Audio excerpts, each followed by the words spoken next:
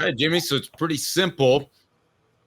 I want to know what would have happened to Tennessee football had Dave Doeren been hired. And before we get to that, I want you to take me back. How close was Doeren to being the head coach of the Vols? I'll start with the second part of that. I think he was fairly close, and I think he felt like he was pretty close. As I recall, when John Curry went over to talk to him, and Doeren, I think, felt like they might have he had a good chance to get the job.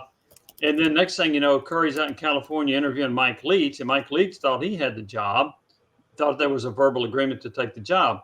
And if remembering the emails that Tennessee released, Doran's like trying to reach out to John Curry about, hey, where are we with this thing? What's going on here?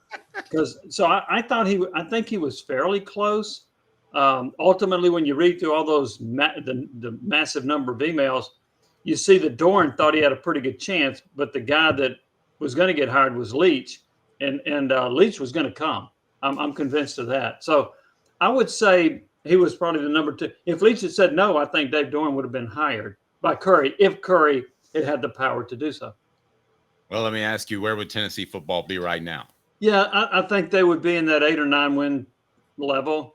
At NC State, he's won at least 8 games 4 years in a row. There are not a whole lot of ACC teams, and he has done it without the resources that Tennessee provides. Now, the flip side of that as to why I don't think it'd be any better, even though he'd have more resources, is the SEC is better than the ACC. So I think he'd probably be an 8 or 9 win coach who's not going to get you ultimately where you would want to go.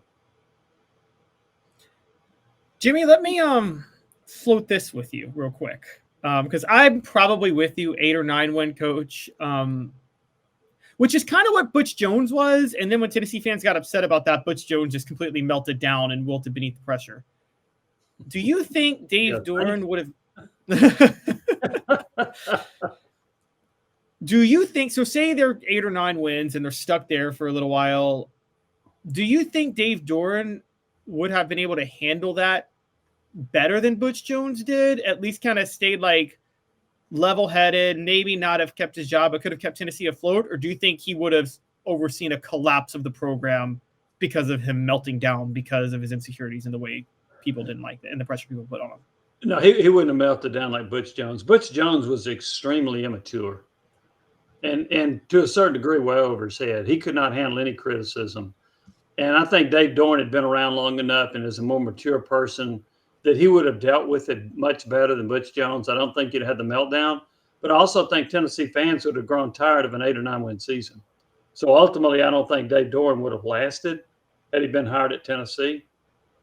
But I don't think you would have seen that monumental meltdown that you saw under Butch Jones.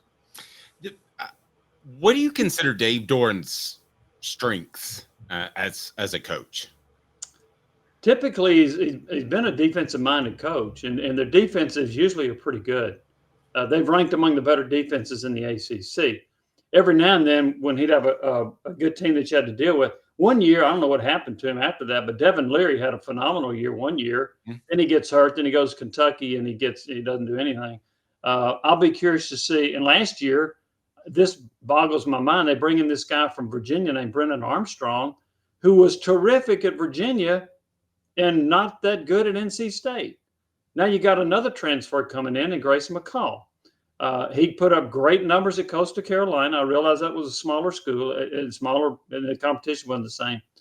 I'll be curious to see how to deal with that. I think he's had trouble being consistently good on offense, and maybe a part of that is either not hiring a good offensive coordinator or not knowing how to develop your quarterbacks. Let me jump in front of you for a second, Caleb, because we just mentioned the name Mike Leach. How much did Tennessee need something exciting? Of course, they want a great, successful coach, but you're talking about Dave Doeren getting to 8 or 9 wins, maybe 9 or 10. Perhaps that's an improvement.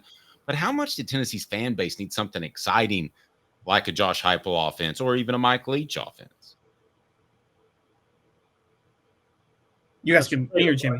Jimmy, sorry. Oh, I'm sorry. Okay, so at the time they would have hired Leach, that's when they hired Jeremy Pruitt. That was coming off the miserable SEC season. Where they go winless in the SEC, or first time ever they went winless in SEC play. Yeah. So, there were they would have been much better off hiring Mike Leach. They'd been much better off bringing in somebody that could score some points and get the fan base excited. We talked about this not long ago, guys. I was interviewing Danny White, and I said, "Hey, your MO is our up and coming coaches that can score points." He said, "That's right." He said, "Because points sell tickets, and I'm in marketing." So yeah, they needed an infusion like that. They did not need a Jeremy Pruitt coach that would come in, average 21 points a game, and try to win 20-13. That is not what Tennessee needed at that point. Wow, it's incredibly insightful. He said that. I'm sorry, Caleb, go ahead. Well, and Jimmy, let me ask you this. If you're trying to build a powerhouse program and if you're Georgia or LSU or Ohio State or Alabama, you can just roll in talent. You could get a defensive coach. But if you're like at a Tennessee, and maybe this is why you think Dave Doeren is an 8 or 9-1 coach, because we see Mark Stoops at Kentucky. Isn't it true that if you're at Tennessee, a place like Tennessee, and you're trying to get to 11 or 12 wins, don't you kind of need a creative offensive mind? Because isn't a defensive coach just, when you're in the downward in the dumps of a program, isn't there a ceiling in what a defensive coach can bring you, winning scoring 21 points a game? Nowadays, yeah. I mean, you could do it. Alabama in 2011 won a national championship, and they had one game against LSU where the final score was 9-6. Yeah, and then they got a rematch that they didn't deserve, and they won 21-0, and LSU didn't cross midfield. So yeah, you could do that then. You can't do that now. You got to score some points. You got to have a quarterback that's productive, that can put points on the board. And that's one reason I think Doeren had a definite ceiling if he'd have come to Tennessee, because their quarterback production, with that one exception when Devin Leary had a great year, has not been that good, even though they've had quarterbacks that on paper were thought to be pretty darn good. So I think that would have limited what he would be able to do or how successful he'd be. That's why I don't think he'd ever been a 10 or 11 win coach at Tennessee. Jimmy, as much time we spend together, I don't think we've ever really talked about this. Do you believe that Josh Heupel is ultimately going to be a championship coach at Tennessee? Do you believe he'll win the SEC and or national championship? My answer, honestly, is probably not. However, do I think he can be a consistent college football playoff team? Yes. Now that you've gone to 12. So I think he can do that, but it's so hard to win a national championship. And I'm sure you know this. How many coaches in college football right now have won a national championship? Oh, that are actually still coaching, not on TV. Active? It's 2, right? 3. 3, yeah. 3? Is it 3? I thought it was 2. Kirby Smart, Mac Brown, Dabo Swinney. Oh, that's right. Mac Brown does have a national title. So that's how hard it is to win a national championship. Only 3 active coaches have done it. So I would say probably not. And when's the last time? So Tennessee won a national championship legitimate 1951 to 1998. It's hard to do. Yeah. And won an SEC championship since 98. Let me ask you this. If I said, oh, I just got a text message from Kirby Smart and he's retiring tomorrow, what would you say? I would say that Dave's got some damn good sources is what you would say.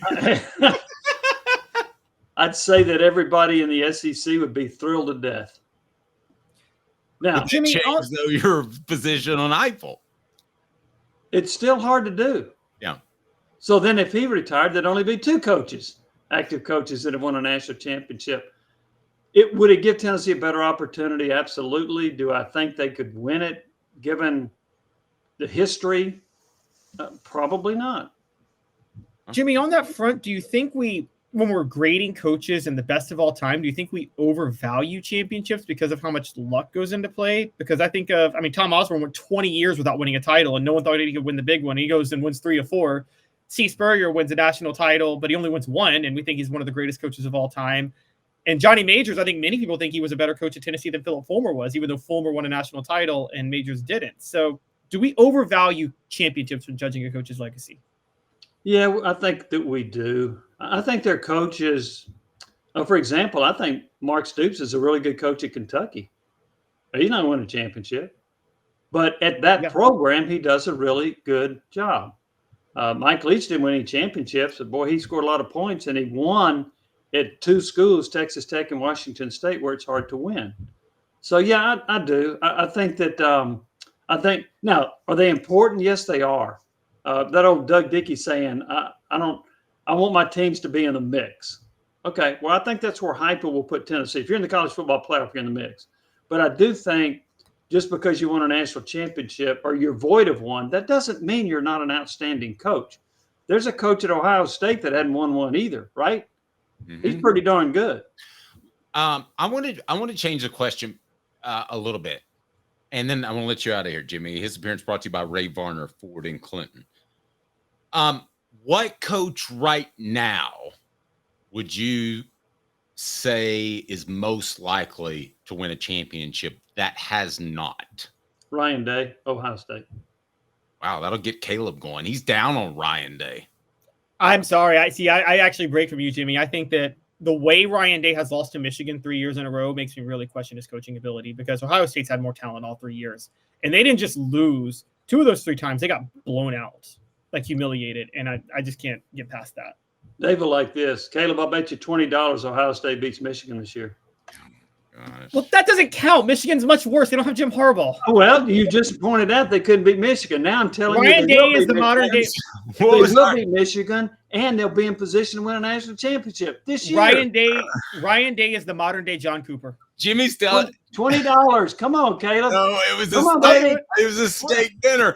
Jimmy's telling an inside joke there. Jimmy and I bet this is the worst bet ever. I can't even remember the guy's name. Florida State quarterback, the big stiff. Chris Winkie.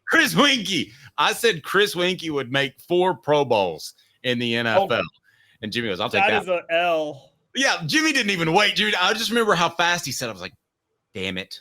I shouldn't have said that. And hey, Caleb, 20 years later, he paid off. Next week, it's on. Thank you, Jimmy. So Chris Winkie was already coaching at Tennessee when Dave paid up, is what you're saying. No, I still haven't.